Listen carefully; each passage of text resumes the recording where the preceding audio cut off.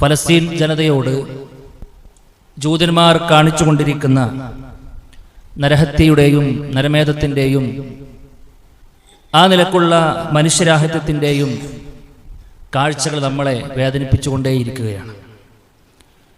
തുല്യതയില്ലാത്ത ഇത്തരം ചെയ്തികൾക്ക് അവരെ പ്രേരിപ്പിക്കുന്നത് അവരുടെ മനസ്സിലുള്ള ചില നിലപാടുകളും ആദർശങ്ങളുമാണ്. യഥാർത്ഥത്തിൽ മുസ്ലിമീങ്ങളെ മാത്രമല്ല അവർ ഈ രൂപത്തിലുള്ള പ്രയാസങ്ങൾ വരുത്തിവെക്കുക. അനീതിക്കെതിരെ ശബ്ദിക്കുന്നത് ആരോ ആകട്ടെ, അവരെ ആര് ചോദ്യം ചെയ്താലും അവരെ വെട്ടിവീഴ്ത്തിയ ചരിത്രമാണ് അവർക്കുള്ളൂ. 2003 ഫലസ്തീനിലെ റഫയിൽ ഇതുപോലെ ഇസ്രായേലിയർ അവിടെയുള്ള ആളുകൾക്ക് നേരെ പല പ്രയാസങ്ങൾ വരുത്തിവെച്ചുകൊണ്ടേയിരിക്കുകയാണ്. അവിടെയുള്ള ആളുകളുടെ കുടിലുകൾ നശിപ്പിക്കുന്നു, അവരെ വകവരുത്തുന്നു.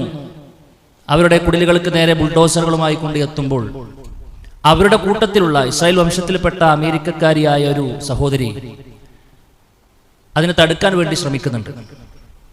തടുക്കാൻ വേണ്ടി ആ ബുൾഡോസർ അതിന്റെ ഡ്രൈവറിന്റെ മുൻപിൽ വന്ന് മൈക്രോഫോൺ വെച്ച് അവർ വിളിച്ചു പറയുന്നുണ്ട്, ഇത് നമ്മുടെ സ്ഥലമല്ല, നമ്മൾ ചെയ്യുന്നത് അനീതിയാണ്, ഞാനൊരു അമേരിക്കക്കാരിയായ സ്ത്രീയാണ്, അതുകൊണ്ട് ഇതിൽ നിന്നും മാറണമെന്നുള്ള അവർ പറയുമ്പോൾ തങ്ങളുടെ ജനതയിൽപ്പെട്ട ഒരാളായിട്ട് പോലും തങ്ങൾ ചെയ്യുന്ന അനീതിക്കെതിരെ ശബ്ദിച്ചു എന്നൊറ്റ കാരണത്താൽ അവരെ മാറ്റാൻ വേണ്ടി കുറെ പരിശ്രമിക്കുകയും അവർ അവിടെ തന്നെ നിൽക്കുമെന്ന് കരുതിയപ്പോൾ അവരുടെ മുകളിലേക്ക് ശരീരത്തിലേക്ക് നിഷ്കരുണ ബുൾഡോസർ കയറ്റി ഇല്ലാതെയാക്കുന്ന രംഗമാണ് നമ്മൾ കണ്ടത്.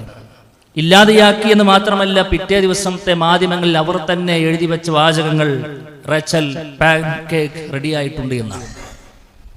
ആ സഹോദരിയുടെ പേരതായിരുന്നു, പാൻ കേക്ക് റെഡിയായിട്ടുണ്ട് എന്നാണ്. അത് വല്ലാത്തൊരു വെല്ലുവിളിയാണ്. സഹോദരങ്ങളെ, ഇങ്ങനെ തുല്യതയില്ലാത്ത എന്തെങ്കിലും ഒരു മനുഷ്യനിക്ക് ചെയ്യാൻ കഴിയുന്നുണ്ടെങ്കിൽ അവന്റെ പേരാണ് ജൂതന്മാർ. ജൂതൻക്കല്ലാതെ ആ നിലക്ക് ചെയ്യാൻ കഴിയുകയില്ല എന്ന് നമ്മൾ മനസ്സിലാക്കണം.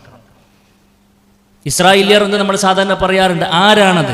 ആരാണ് ഇസ്രായേലിയർ? നമ്മൾ പഠിച്ചു വെക്കേണ്ട, മനസ്സിലാക്കേണ്ട ഒരു വിഷയമാണ്. മഹാനായ ഇബ്രാഹിം നബി അലൈഹി സ്വലാത്തു വസ്സലാമക്ക് 2 ആൺകുട്ടികളെയാണ് അള്ളാഹു നൽകിയത്. ഒന്ന് ഇസ്മായിലും പിന്നീട് ഇസ്ഹാഖും. ഇസ്ഹാഖ് നബി അലൈഹി സ്വലാത്തു വസ്സലാമിയുടെ മകൻ യാക്കൂബ് നബി അലൈഹി സ്വലാത്തു വസ്സലാമിയുടെ മറ്റൊരു പേരായിരുന്നു ഇസ്രായേൽ എന്ന് പറയുന്നത്. ഇസ്രായേൽ എന്ന് പറയുന്നത് യാക്കൂബ് നബി അലൈഹി സ്വലാത്തു വസ്സലാമിയുടെ പേരാണ്. അദ്ദേഹത്തിന് 12 ആൺകുട്ടികളെയാണ് റബ്ബ് നൽകിയത് യാക്കൂബ് നബിക്ക്. ആ സന്താന പരമ്പരയാണ് പിന്നീട് ഇസ്രായേലിയർ എന്ന പേരിൽ അറിയപ്പെട്ടു തുടങ്ങിയത് എന്ന് നമ്മൾ മനസ്സിലാക്കേണ്ടതുണ്ട്. എങ്കിൽ ആരാണ് ജൂതന്മാർ? അവരുടെ പ്രത്യേകതയും ആദർശവും എന്താണ്? എന്തുകൊണ്ട് അവർക്ക് ഇങ്ങനെയെല്ലാം ചെയ്യാൻ കഴിയുന്നു എന്ന ചോദ്യത്തിനും കൃത്യമായ ചില ഉത്തരങ്ങൾ നമ്മുടെ മനസ്സിലുണ്ടാകേണ്ടതുണ്ട്. വിശ്വാസികൾ എന്നുള്ള നിലക്ക് നമ്മുടെ ബദ്ധവൈരികളാണ് യഥാർത്ഥത്തിൽ ജൂതന്മാരെന്ന് പറയുന്നത്. അത് എങ്ങനെ സംഭവിച്ചു എന്നതിനെ കുറിച്ച് കൃത്യമായ ധാരണ നമുക്കുണ്ടാകേണ്ടതുണ്ട്. ഒന്നാമത്തെ പ്രത്യേകത, സ്വന്തം ചോരയോട് പോലും ശത്രുത കാണിച്ചവരാണ് അവർ. ഇന്ന് മറ്റുള്ള ആളുകൾ മുസ്ലിമീങ്ങളെ കൊല്ലുന്ന രംഗമാണ് നമ്മൾ കാണുന്നതെങ്കിൽ യഥാർത്ഥത്തിലുള്ള ജൂതന്മാരുടെ ചരിത്രം എടുത്ത് പരിശോധിച്ച് നോക്കുമ്പോൾ അവരുടെ ഈ നരഹത്യ തുടങ്ങുന്നത് സ്വന്തം ചോരയെ തൊട്ടിട്ടാണ്. മഹാനായ യൂസുഫ് നബി അലൈഹി സ്വലാത്തു വസ്സലാമിന്റെ ചരിത്രം നമുക്ക് കാണാൻ കഴിയും, അല്ലെ? യൂസുഫ് നബി അലൈഹി സ്വലാത്തു വസ്സലാമിയോടും അനിയനോടും പിന്നെ ഉപ്പാക്ക് ഒരല്പം സ്നേഹമുണ്ട് എന്ന് കരുതിയ ബാക്കിയുള്ള ജ്യേഷ്ഠന്മാരും അനുജന്മാരും ചെയ്ത പ്രവർത്തനം, ഹീനമായ പ്രവർത്തനം നമ്മൾ കണ്ടു. നമുക്ക് വിശുദ്ധ ഖുർആനിൽ നമുക്ക് വായിക്കാൻ കഴിയും, ഇത് ഖാലൂ, അവർ പറഞ്ഞ സന്ദർഭം എന്താ? ലയൂസുഫ് വഅഖൂഹു അഹബ്ബു ഇലാ അബീനാ മിന്നാ വനഹ്നു ഉസ്ബഹ. നമ്മളൊക്കെ നല്ല പ്രബലരായ മക്കൾ ഇവിടെ ഉണ്ടായിട്ടും നമ്മളെക്കാളൊക്കെ ഇഷ്ടം വാപ്പാക്ക് യൂസഫിനോടും അതേപോലെ തന്നെ അദ്ദേഹത്തിന്റെ സഹോദരനോടുമാണ് എന്നാണ്. അതുകൊണ്ട് അവർ പറഞ്ഞു, ഉഖ്തുലൂ യൂസുഫ, ഉഖ്തുലൂ യൂസുഫ, യൂസുഫിനെ നമുക്ക് വധിക്കണമെന്നാണ്. ആരെ? സ്വന്തം ചോരയെ വധിച്ചു കളയാൻ അവർക്കൊരു മടിയില്ലായിരുന്നു. അവിത്രുഹൂഹു, അവനല്ലെങ്കിൽ വലിച്ചെറിയണം, ഇനി നമുക്ക് അവനെ വേണ്ട എന്നാണ്, അല്ലേ? ഇപ്പൊ കൂട്ടത്തിൽ ഒരല്പം ദയ കാണിച്ചിരുന്ന ചില ആളുകൾ പറഞ്ഞു എന്നാണ്, ഖാല ഖായിലും മിൻഹും ലാ തഖ്തുലൂ യൂസുഫ, നിങ്ങൾ കൊല്ലേണ്ടതില്ല, വഅൽഖൂഹു മിൻ ഗയാബത്തിൽ ജുബ്, നിങ്ങൾ അവരെ വല്ല പൊട്ടക്കിണറ്റിലോ മറ്റൊക്കെ ഇട്ടാൽ മതി, ഇന്ന് ആവശ്യമുള്ള ആളുകൾ ചെറിയ കുട്ടീനെ ആവശ്യമുള്ളവരെ കൊണ്ടുപോയിക്കോളും എന്നാണ്. നമ്മൾ ആലോചിക്കേണ്ടത് അവരുടെ ആ ഒരു മനുഷ്യനെ കൊല്ലാനും ഒരു മടിയില്ലായ്മ സ്വന്തം ചോരയോട് പോലും ഉണ്ടായിരുന്നു എന്ന് പറയുമ്പോൾ പിന്നെയല്ലേ മറ്റു സമൂഹം, പിന്നെയല്ലേ മറ്റേ ആളുകൾ. അതുകൊണ്ട് അവരുടെ ആ ഒരു അവസ്ഥ, അവരുടെ ആ ഒരു തനി നിറം നമ്മൾ വളരെ ഗൗരവത്തിൽ ക്ലിയർ ആയിക്കൊണ്ട് മനസ്സിലാക്കി വെക്കേണ്ടതുണ്ട്. അവർ തങ്ങളുടെ ഉപ്പാനോന്റെ മുമ്പിൽ പോയിട്ട് അഭിനയിക്കുകയാണ്. ഞങ്ങൾ നാളെ യാത്ര പോകുന്നുണ്ട്, യൂസുഫിനെയും കൂടി ഞങ്ങളെ കൂടെ അയക്കണം. എന്തിനാ? കൊല്ലാനാ കൊണ്ടാണത്. വാപ്പ പറയുന്നുണ്ട്, നിങ്ങൾ അശ്രദ്ധയിലായിക്കണം, ചെന്നായി പിടിക്കൂലേ. എന്താ ഒപ്പങ്ങൾ പറയണത്? ഇത്രയും ആളുകൾ ഞങ്ങൾ ഉണ്ടായിട്ട് അങ്ങനെ ചെയ്യുകയോ എന്നൊരു ട്രാപ്പ് ഉണ്ടാക്കി വാപ്പാനെ പറഞ്ഞ് പറ്റിച്ച് അവർ കൊണ്ടുപോയി അവസാനം ആ നിലക്ക് പൊട്ടക്കൻറ്റിലിട്ട് ഒരു ആടിനെ അറുത്ത് അവന്റെ വസ്ത്രത്തിലേക്ക് ആക്കി ചെന്നായി പിടിച്ചു എന്നൊരു കിംവദന്തി അവിടെ പരത്തുന്നത് നമ്മൾ കണ്ടിട്ടുണ്ട്.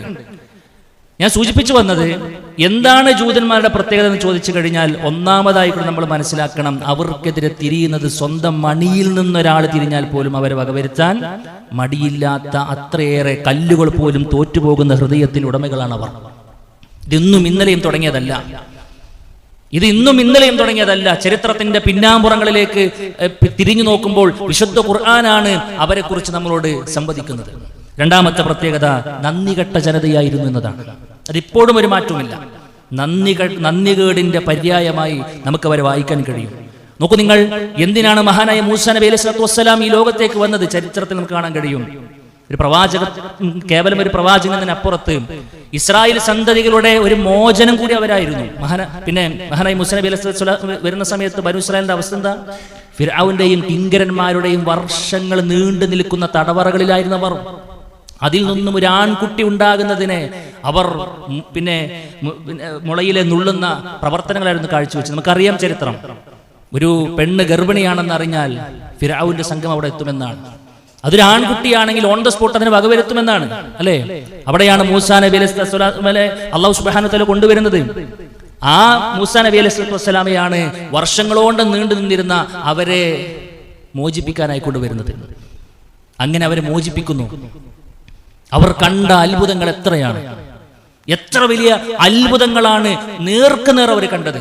ചെങ്കടൽ 2 ഭാഗത്തേക്ക് പിളർന്നു, അവർ അതിലൂടെ നടന്നു, അവർ രക്ഷപ്പെട്ടു.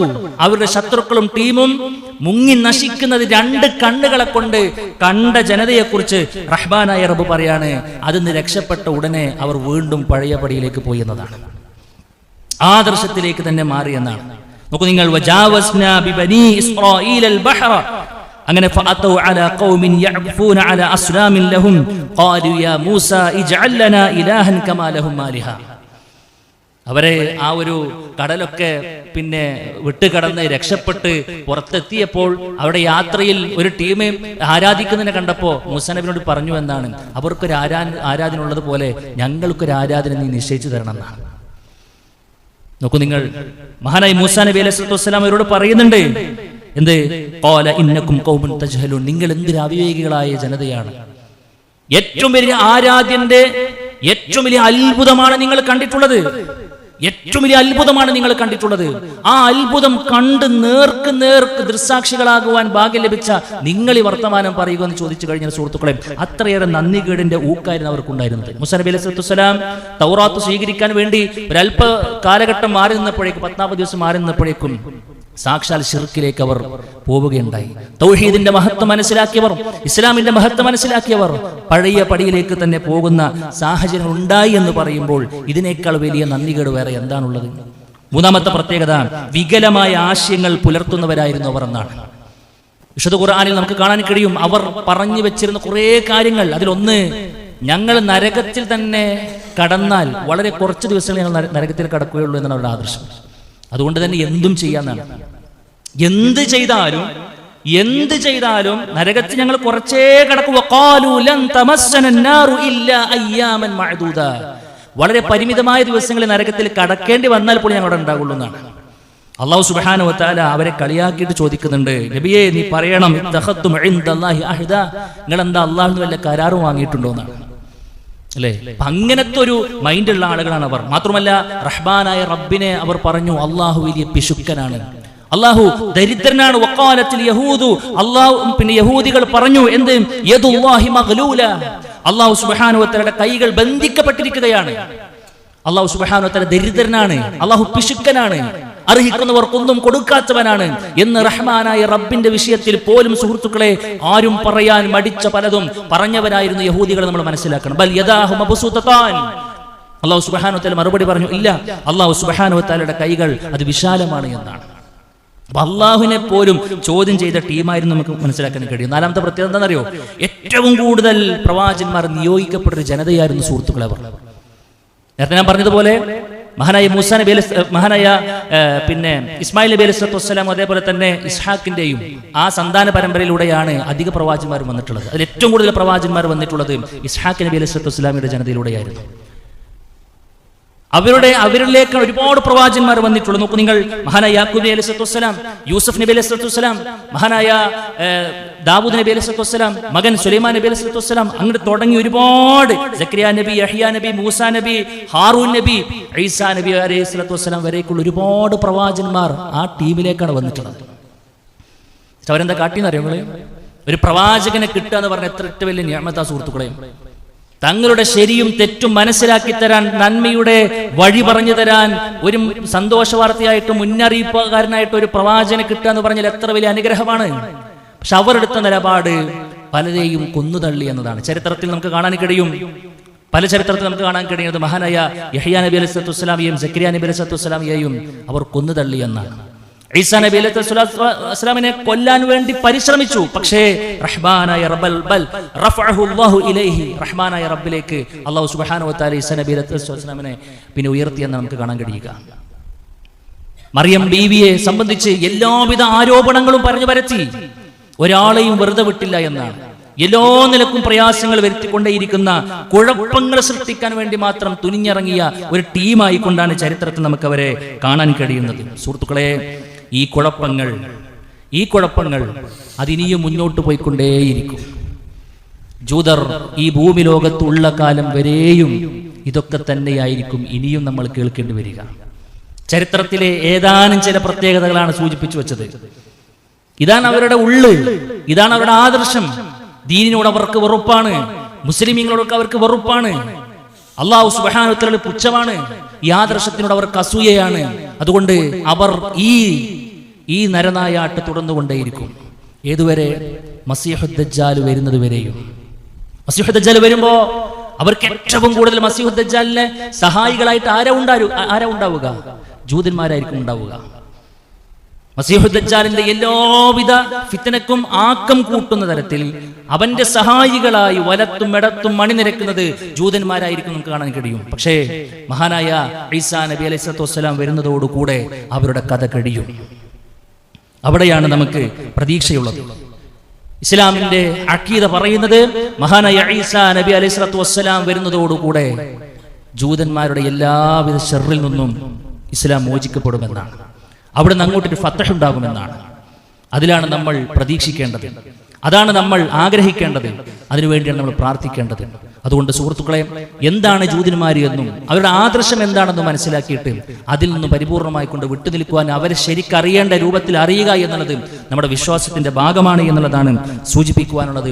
അല്ലാഹു സുബ്ഹാനഹു വ തആല ആ നിലക്ക് ശരിയാവണ്ണം ഓരോ ടീമിനെ കുറിച്ച് കൃത്യമായി കൊണ്ട് പഠിക്കുവാനും മനസ്സിലാക്കുവാനും ഒക്കെയുള്ള തൗഫീഖ് റബ്ബ് നമുക്ക് എല്ലാവർക്കും നൽകി അനുഗ്രഹിക്കുമാറാകട്ടെ. അഖൂലു ഖൗലി ഹാദാ അസ്തഗ്ഫിറുല്ലാഹ ലീ വലക്കും വലിജമീഇൽ മുസ്ലിമീൻ വസ്തഗ്ഫിറു മിൻ കുല്ലി ദംബ് ഇന്നഹു ഹുവൽ ഗഫൂറുർ റഹീം.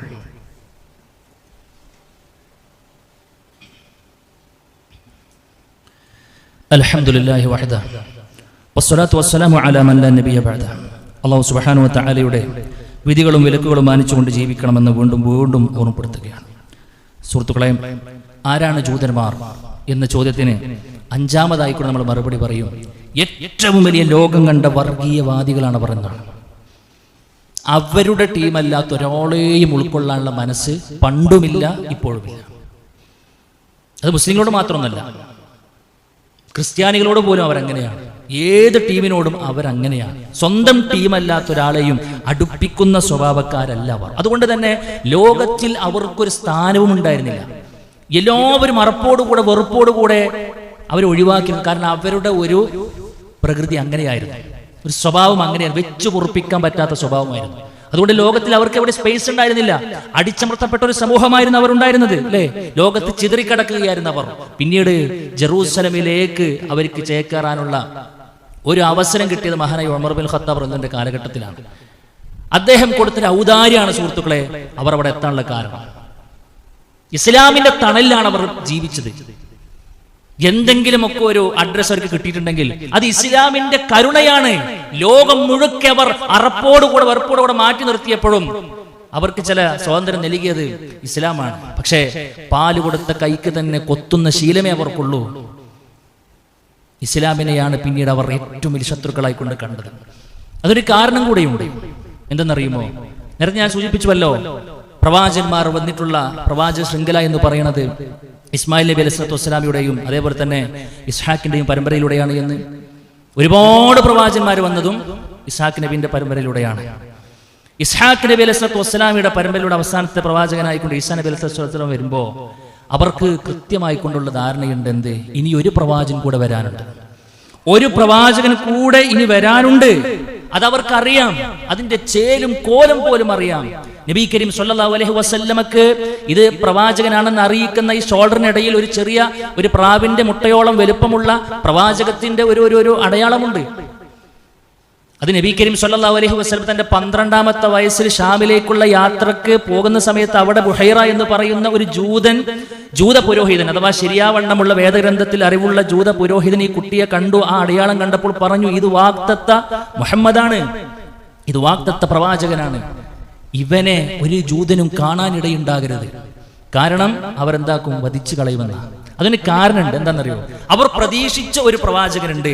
പക്ഷെ ആ പ്രവാചകൻ അല്ലാഹു സുബ്ഹാനഹു വ തആല സെലക്ട് ചെയ്തത് ഇസ്മായിൽ നബി അലൈഹി വസല്ലമിന്റെ സന്താന പരമ്പരയിലൂടെയാണ്. ഖുറൈശികളിൽ നിന്നാണ് അവസാനത്തെ പ്രവാചകൻ വന്നത്.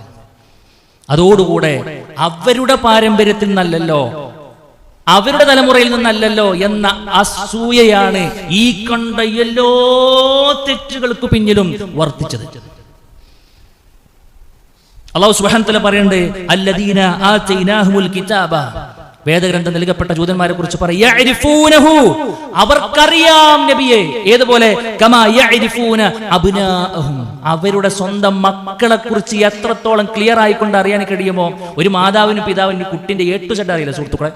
നമുക്ക് നമ്മുടെ ചെറിയ കുട്ടിന്റെ A to Z അറിയില്ല, അവന്റെ ശരീരത്തിന്റെ എല്ലാ ഭാഗവും നമുക്കറിയില്ല, ഒരു മറുകുണ്ടെങ്കിൽ പോലും നമുക്കറിയില്ല. അതിനോടാണ് റഹ്മാനായ റബ്ബ് ഉപമിച്ചത്. നമ്മുടെ ചെറിയ കുട്ടി ഉണ്ടെങ്കിൽ ആ കുട്ടിയുടെ ശരീരത്തിൽ മറുകുണ്ടെങ്കിൽ, ഒരു ചെറിയ സ്ക്രാച്ച് ഉണ്ടെങ്കിൽ അതുപോലെ നമ്മുടെ മനസ്സിലുണ്ടാവൂലേ? അതിനെയാണ് റബ്ബ് ഉപമിച്ചത്. ആ കുട്ടിനെ ഒരു പിതാവും മാതാവും അറിയുന്നത് പോലെ അവർക്കറിയാം. പക്ഷെ ഒറ്റ പ്രശ്നമേ ഉള്ളൂ. എന്താ? അവരുടെ കൂട്ട് നിന്നായില്ല എന്നുള്ളതാണ്. അസൂയാണ് കയറി പറ്റിയത്. അതോടുകൂടെ അവരുടെ ഗതി മാറി, അവരുടെ രൂപം മാറി. അവർക്ക് അറിഞ്ഞുകൊണ്ട് തന്നെ സത്യത്തെ മൂടി വെക്കുകയാണ് അവർ ചെയ്തത് എന്നതാണ്. ആ അസൂയയുടെ അവസാനമാണ് സുഹൃത്തുക്കളെ, അല്ലെങ്കിൽ ആ അസൂയാണ് ഇപ്പോഴും നമ്മൾ കണ്ടുകൊണ്ടേയിരിക്കുന്നത്. അപ്പൊ അസൂയ എന്നൊരു സംഗതി ഉണ്ടായിക്കഴിഞ്ഞാൽ ഒരു മനുഷ്യന്റെ ക്വാളിറ്റി തന്നെ മറക്കും എന്നുകൂടെ നമ്മൾ മനസ്സിലാക്കണം. ജൂതന്മാരുടെ അടിസ്ഥാന സ്വഭാവമാണ് അസൂയ എന്നുള്ളത്. അസൂയ ഒരാളെ കുറിച്ച് നമുക്കത് കയറിക്കഴിഞ്ഞാൽ പിന്നെ എന്തൊക്കെ ചെയ്യാന്നുള്ളത് നമുക്ക് തന്നെ കിട്ടാതെ അറിയാത്തൊരവസ്ഥയിലേക്ക് വരും. നഊദു ബില്ലാഹ്, റബ്ബ് നമ്മളെ കാക്കുമാറാകട്ടെ. മറ്റൊരു പ്രത്യേകത, തങ്ങളുടെ ഇച്ഛകൾക്കനുസരിച്ച് ഗ്രന്ഥത്തെ കോട്ടി മാറ്റിയാണ് അവർ. തങ്ങൾക്ക് എന്തൊക്കെ ചെയ്യാൻ ഉദ്ദേശിക്കുന്നുണ്ടോ അതിനു വേണ്ടിയിട്ട് ഗ്രന്ഥത്തിൽ തിരിമറികൾ നടത്തിയ ആളുകളാണ് അവർ. അവരുടെ ഗ്രന്ഥത്തിൽ അവർ തിരിമറി നടത്തി ഒരു ആയത്ത് പോലെ ഒരു വേദവാക്യം അവർ ഉണ്ടാക്കിയെടുത്തു. എന്താ? ഇസ്രായേലിയരെ, നിങ്ങളൊരു നാട്ടിൽ പ്രവേശിച്ചാൽ അവിടെ ശ്വാസമുള്ള ഒരാളെയും ഒരു ജീവിയെ നിങ്ങൾ വെച്ചേക്കരുത് എന്നാണ്. നിങ്ങളൊരു നാട്ടിൽ പോകുമ്പോൾ അവിടെ ശ്വാസമുള്ള ജീവനുള്ള ഒരു വസ്തുവെ നിങ്ങൾ വെച്ചേക്കരുത്. വേദവാക്യം പോലെ അവർ അവരുടെ ഗ്രന്ഥത്തിൽ ഉണ്ടാക്കിയെടുത്തു. എന്തിന്? ഈ ചെയ്യുന്ന നരനായാട്ടുകൾക്ക് മുഴുവൻ സർട്ടിഫിക്കറ്റ് ആയിക്കൊണ്ട്. അതാണ് ഇപ്പോൾ അവർക്കുള്ള ആവേശം, അല്ലേ? അവർ എവിടെങ്കിലും ചെന്നിറങ്ങിയാൽ ആർക്കെങ്കിലും സുഹൃത്തുക്കളെ വല്ല സ്വസ്ഥയും സമാധാനവും ഉണ്ടോ? പിഞ്ചു കുഞ്ഞുങ്ങളെ അവർ വിട്ടേക്കുന്നുണ്ടോ? ഉമ്മമാരെ, പെങ്ങന്മാരെ അവർ വിടുന്നുണ്ടോ? വൃദ്ധന്മാരെ അവർ പരിഗണിക്കുന്നുണ്ടോ? പ്രായമായവരെ അവരെന്തെങ്കിലും ബഹുമാനിക്കുന്നുണ്ടോ? ഒന്നുമില്ല. അവർക്കൊരു വിഷയമേ അല്ല. പക്ഷേ നബി കരീം സ്വല്ലല്ലാഹു അലൈഹി വസല്ലം യുദ്ധമുഖത്ത് പോലും എന്ത് പഠിപ്പിച്ചു സുഹൃത്തുക്കളെ? യുദ്ധത്തിന് പോകുന്ന ആളുകളോട് പോലും പറഞ്ഞു, നിങ്ങൾ ഏറ്റുമുട്ടേണ്ടത് നിങ്ങളോട് ഇങ്ങോട്ട് വരുന്നവരെ മാത്രമാണ്. മഠത്തിലിരിക്കുന്ന ആചാര്യന്മാർ നിങ്ങളെ തൊടാൻ പാടില്ല, അവിടെയുള്ള ഫലവൃക്ഷങ്ങൾ നിങ്ങൾ മുറിക്കാൻ പാടില്ല, അവിടെയുള്ള കുട്ടികളെ തൊടാൻ പാടില്ല, അവിടെയുള്ള സ്ത്രീകളെ, അവിടെയുള്ള വൃദ്ധന്മാരെ ആരെയും നിങ്ങൾ ഒരു പോറൽ പോലും ഏൽപ്പിക്കാൻ പാടില്ല. യുദ്ധത്തിന് വേണ്ടി വരുന്ന ആളുകളോട് മാത്രമാണ് നമ്മൾ പടവെട്ടുന്നത്. എത്ര നീതിയാണ് സുഹൃത്തുക്കളെ! അതാണ് ഇസ്ലാം, അതാണ് ഇസ്ലാം. ഇസ്ലാമും ജൂതനും തമ്മിൽ, മുസ്ലിമും ജൂതനും തമ്മിൽ അജഗജാന്തരം വ്യത്യാസമുണ്ട്. കടലും കടലാടിയും തമ്മിലുള്ള വ്യത്യാസമുണ്ട്. കിഴക്കും പടിഞ്ഞാറും തമ്മിലുള്ള വ്യത്യാസമുണ്ട്. അതുകൊണ്ട് ഇതൊക്കെ കേൾക്കുമ്പോൾ നമ്മൾ മനസ്സിലാക്കേണ്ടത് ഇസ്ലാം മാത്രമാണ് ഹഖ്. വൽ ആഖിബത്തു ലിൽ മുത്തഖീൻ, മുത്തഖീങ്ങൾക്കാണ് സുഹൃത്തുക്കളെ പര്യവസാനം. അത് ഈ ലോകത്ത് ഇൻഷാ അല്ലാഹ് കണ്ടിട്ടേ ഇസ്രാഫീൽ കാഹളത്തിൽ ഊതുകയുള്ളൂ. ഈ ലോകത്തിൽ അന്ത്യമുണ്ടെങ്കിൽ അതിന് മുൻപ് ഫലസ്തീനിലെ കുഞ്ഞുങ്ങൾ ചിരിച്ചിരിക്കും. ഈ ലോകത്തിൽ അന്ത്യമുണ്ടെങ്കിൽ ഖുദ്സിന്റെ മണ്ണിൽ നിർഭയരായ അവിടുത്തെ വിശ്വാസികൾ സുജൂദിൽ വീണിരിക്കും. അവിടെ തൊലിയു മരങ്ങൾ അത് തളിർക്കും. അവിടെ സമാധാനത്തിന്റെ കാഹളം മുഴങ്ങും. എല്ലാവരും റാഹത്തായ അവസ്ഥയുണ്ടാകാതെ അന്ത്യമില്ല എന്ന് വിശ്വസിക്കുന്നവരാണ് നമ്മളെങ്കിൽ സുഹൃത്തുക്കളെ, ഈ നഷ്ടങ്ങളൊന്നും ഒരു നഷ്ടങ്ങളല്ല എന്ന് നമ്മൾ മനസ്സിലാക്കണം. ഇത്തിരി പോന്നൊരു ദുനിയാവ് എന്ന് പറയുന്നത് അത് പരീക്ഷണത്തിന്റെ കലവറയാണ്. എത്രത്തോളം പരീക്ഷണങ്ങൾ ഏറ്റുവാങ്ങേണ്ടി വരുന്നുവോ അത്രത്തോളം ഈമാൻ കൂടേണ്ടവരാണ് നമ്മൾ. ഇതെല്ലാം വലിയ ഡെപ്പോസിറ്റായി, വലിയ ഇൻവെസ്റ്റ്മെന്റായി, വലിയ നിധി കൂമ്പാരമായി കാണുന്നവരാണ് വിശ്വാസികൾ. നമുക്കൊന്നും നഷ്ടമല്ല. വിശ്വാസിയായിട്ടുണ്ടോ, ഉൾക്കൊണ്ടിട്ടുണ്ടോ, സ്വർഗത്തെയും പരലോകത്തെയും നരകത്തെയും ഒക്കെ ഉൾക്കൊണ്ടൊരു ജീവിതമാണോ? ഒരു പരീക്ഷണത്തെയും സുഹൃത്തെ നമ്മളെ തകർക്കാൻ കഴിയില്ല. നെഞ്ചും കൂടെ തകർക്കാൻ കഴിയുമായിരിക്കും, പക്ഷെ നെഞ്ചകത്തെ ആദർശത്തെ പോറലേൽക്കാൻ പിന്നെ കഴിഞ്ഞുകൊള്ളണമെന്നില്ല. അതാണ് വിശ്വാസം. ആ വിശ്വാസികളായിക്കൊണ്ട് മാറാൻ നമുക്ക് കഴിയേണ്ടതുണ്ട്. നമ്മുടെ പ്രാർത്ഥനകളിൽ നമ്മുടെ പ്രിയപ്പെട്ടവർ ഉണ്ടാകണം. കഴിഞ്ഞൊരു ഖുതുബയിൽ നമ്മൾ കേട്ടു നമ്മുടെ ബാധ്യത എന്താണ് എന്ന്. ഗസ്സ കണ്ണീര് കുടിക്കുമ്പോൾ അത് നമുക്ക് കൂടെയുള്ള പരീക്ഷണമാണ്. നമ്മൾ കഴിഞ്ഞ ഖുതുബയിൽ സൂചിപ്പിച്ചു. പ്രാർത്ഥനകളിൽ ഉണ്ടാകണം ആത്മാർത്ഥമായിക്കൊണ്ട്. അല്ലാഹു സുബ്ഹാനഹു വ തആല നിലക്കുള്ള ഒരു റാഹത്തായ രൂപം നമുക്ക് എല്ലാവർക്കും നൽകി അനുഗ്രഹിക്കുമാറാകട്ടെ. ലോകത്തിന്റെ വ്യത്യസ്ത ഭാഗങ്ങളിൽ കഷ്ടപ്പെട്ടുകൊണ്ടിരിക്കുന്ന ആദർശം സ്വീകരിച്ചതിന്റെ പേരിൽ ഒരുപാട് പ്രയാസങ്ങൾക്കും ഒരുപാട് ദുരന്തങ്ങൾക്കും വിധേയമായി കൊണ്ടിരിക്കുന്ന ഒരുപാട് ആളുകളുണ്ട് സുഹൃത്തുക്കളെ. അവർക്കെല്ലാവർക്കും റഹ്മാനായ റബ്ബ് അർഹമായ പ്രതിഫലം നൽകി അനുഗ്രഹിക്കുമാറാകട്ടെ. അല്ലാഹുവേ, അറിഞ്ഞും അറിയാതെ വന്നു പോയിട്ടുള്ള ചെറുതും വലുതുമായ മുഴുവൻ തെറ്റുകളും കുറ്റങ്ങളും വിട്ടുപുറത്ത് മാപ്പാക്കി തരണമേ റബ്ബേ. അല്ലാഹുവേ, ഞങ്ങൾക്ക് മരണപ്പെട്ടു പോയ ഞങ്ങളുടെ മാതാപിതാക്കൾ, കൂട്ടുകുടുംബക്കാർ, ആദർശ ബന്ധുക്കൾ എല്ലാവരുടെയും ഖബറുകളും വിശാലമാക്കി കൊടുക്കണമേ റഹ്മാനെ. അല്ലാഹുവേ, രോഗം കൊണ്ടും സാമ്പത്തിക ബുദ്ധിമുട്ടുകളെ കൊണ്ടും ഒക്കെ ഒരുപാട് പ്രയാസം അനുഭവിക്കുന്ന ഒരുപാട് സുഹൃത്തുക്കൾ, സഹോദരിമാരുണ്ട്. അല്ലാഹുവേ, അവരുടെ എല്ലാവിധ ബുദ്ധിമുട്ടുകൾ നീ നീക്കി കൊടുക്കണമേ റഹ്മാനെ. അല്ലാഹുവേ, ഞങ്ങളുടെ മക്കളിലും ഇണകളിലും ഒക്കെ ഞങ്ങൾക്ക് നീ കൺകുളിർമ പ്രദാനം ചെയ്യണമേ റഹ്മാനെ. അല്ലാഹുവേ, ഉപകാരപ്രദമായ അറിവിനെ നീ വർദ്ധിപ്പിച്ചു തരണമേ റബ്ബേ. അല്ലാഹുവേ, ഞങ്ങളുടെ ഈ ഒരു ആദർശം സ്വീകരിച്ചതിന്റെ പേരിൽ ലോകത്തിന്റെ അഷ്ടദിക്കുകളിൽ പ്രയാസം അനുഭവിച്ചുകൊണ്ടിരിക്കുന്ന എല്ലാവർക്കും റഹ്മാനായ റബ്ബേ ശാന്തിയും സമാധാനവും നൽകി അനുഗ്രഹിക്കണമേ റബ്ബേ. اللهم اغفر للمؤمنين والمؤمنات والمسلمين والمسلمات والأحياء منهم والأموات إنك مجيب دعوات يا قاضي الحاجات. اللهم أجرنا من النار، اللهم أجرنا من النار، اللهم أجرنا من النار. ربنا تقبل منا إنك أنت السميع العليم وتب علينا إنك أنت التواب الرحيم. آمين آمين برحمتك يا أرحم الراحمين.